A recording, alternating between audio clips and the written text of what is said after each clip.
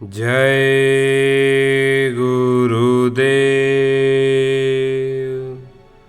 एक बार परम पूज्य स्वामी जी महाराज ने सत्संग सुनाते हुए कहा, समय आगे बहुत खराब है, समय अच्छा नहीं है। यही समय तो दुनिया में सबको धर्म की तरफ मुड़ने के लिए विवश कर देगा। 4 खाने 84 लाख योनियों के अतिरिक्त नरक कई किस्म के पड़े हैं। कहीं जलाए जाते हैं, काटे जाते हैं, उसमें अलग अलग यातनाएं हैं। कहीं सिर तोड़े जाते हैं, कहीं उसे काटते रहते हैं, कहीं रेतते रहते हैं, कहीं आरा चलता है, कहीं गर्दन रेतते रहते हैं, कहीं जलाते रहते हैं। जीवात्माएं रोती चिल्लाती हैं, चीखती रहती हैं। उन यमदूतों को कोई दया रहम नहीं है। कुंभी नरक में डालकर सड़ाते हैं।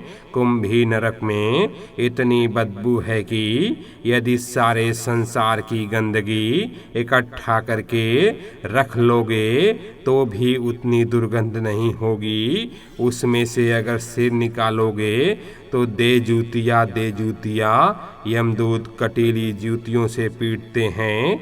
महापुरुषों ने देखा तो बताया कि 4 दिनों की चांदनी, फिर अंधेरी रात। कलयुग में कलयुग जाएगा और कलयुग में सतयुग आएगा। अभी कलयुग गया नहीं है, अभी सतयुग आया नहीं है। कलयुग जब जाने लगेगा तो भागते समय ऐसा थप्पड़ मारेगा कि 20 करोड़ों का वारा न्यारा हो जाएगा। जिन लोगों के मकान पर सतयुग संदेश लिखे होंगे उनको थप्पड़ नहीं मारेगा। रोज नित्य वचन याद करते चलो, शील स्वभाव बनाए रखो, आने वाले विचित्र समय की प्रतीक्षा करो। हर रोज सूरज शब्द की कमाई करो, नागा ना होने पावे। तुम सब लोगों ने संतों महात्माओं की वाणियों को पढ़ना और समझना छोड़ दिया, उनका साथ छोड़ दिया, उनको छोड़ दिया, भौतिकवाद की ओर भाग चले। उसी का परिणाम है कि सारा का सारा राष्ट्र अनाथ की तरह जल रहा है। सब लोग बेचैन और परेशान हैं। किसी के समझ में नहीं आ रहा कि क्या होने वाला है, क्या होगा और क्या हो रहा है। राजाओं का राज्य था, वह राज करते थे। ऋषि मुनि महात्मा उन पर अपना धार्मिक अंकुश रखते थे। अब कुछ नहीं, क्योंकि सब लोग स्वतंत्र हो गए। चंडी घूम रही है। जीवात्मा की आँख खुली तभी दिखाई पड़ेगी, यानी तीसरी आँख खोलने पर ही नजर आएगी।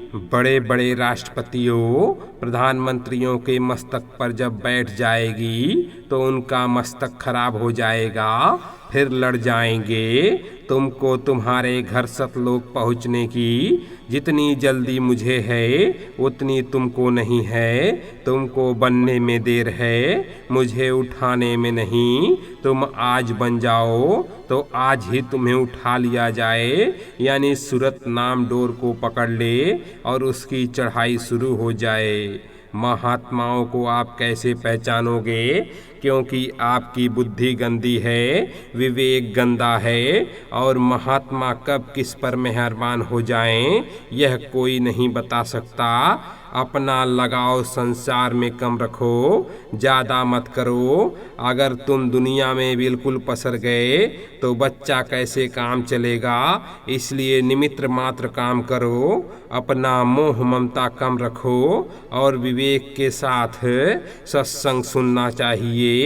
आपको लेने के तरीके भी नहीं आते हैं कि दया किस तरह से ली जाए।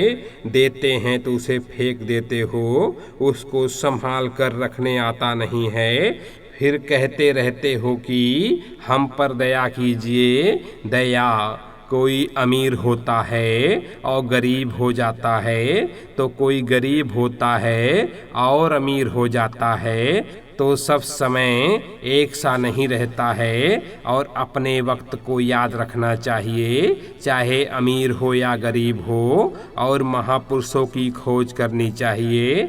जब तक बताने वाला नहीं मिलेगा तो आपको क्या पता चलेगा कि हमारा देश कहाँ है, कैसा है। उसका तो यही खेल है, वह तो घड़ी घड़ी बनाता है और बिगाड़ता है, और जीवों के लिए दर्द तो केवल महात्माओं को ही होता है। हमारी बात नोट रखो, हम जो मंच पर बैठकर बोल जाएंगे वह एक भी बात झूठ होने वाली नहीं, सब आपके सामने आएगा। इसलिए अच्छा यह है कि दिन में आप खेती दफ्तर दुकान का काम करें, शाम को आओ अपने बच्चों की सेवा, और हिंदू मुसलमान सिख ईसाई 10 मिनट 15 मिनट इस मनुष्य मंदिर में सच्चे भगवान का भजन करो। तो क्या होगा, जो मुसीबत तकलीफ आने वाली है उसकी ताकत कम हो जाएगी। स्वप्न तब तक सच्चा लगता है जब तक हम उसको देखते रहते हैं। जब हम जागते हैं और दोनों अवस्थाओं का मुकाबला करते हैं तब हम जागृत अवस्था को सच्चा और स्वप्न को असत्य का भ्रम कहते हैं। ध्यान के वक्त जब जीवात्मा इस स्थूल मंडल को या इस शरीर को छोड़ती है और सूक्ष्म मंडल जैसे स्वर्ग वैकुंठ लोकों में प्रवेश करती है तो दोनों आँखों की तुलना साधक करता है। उस समय यह दुनिया झूठी, अंदर की दुनिया सच्ची मालूम पड़ती है। श्वासें अपनी रफ्तार में चलती चली जा रही हैं, वह रुकेंगी नहीं। तुम अपने जीवन में परमार्थ की कमाई कर लो, गुरु को खुश कर लो, क्योंकि मौत तो अपनी ही है, क्योंकि मौत तो आनी ही है, वह तो किसी को छोड़ेगी नहीं। आया है सो जाएगा, राजा रंक फकीर, एक सिंहासन चढ़ चले, एक बांधे जात जंजीर। थोड़ा भजन कर लो, सुमिरन ध्यान कर लो, क्योंकि हर निकलती श्वास आयु को कम करती जा रही है।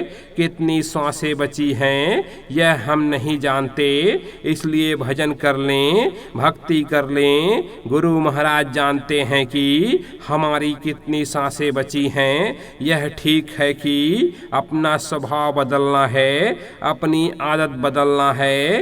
मन की भाग दौड़ को रोकना इतना आसान नहीं, लेकिन स्वभाव, आदत, मन और ऐसे बदलते भी नहीं हैं। इनको बदलने का आधार चाहिए और वह आधार है प्यार और मोहब्बत का। दुनिया में भी देखा गया कि जब कोई किसी से सच्चा प्यार करता है तो उसको पाने के लिए अपने को बदल देता है। वह ऐसा सब कुछ करने को तैयार रहता है जिससे उसका प्रेमी मिल जाए।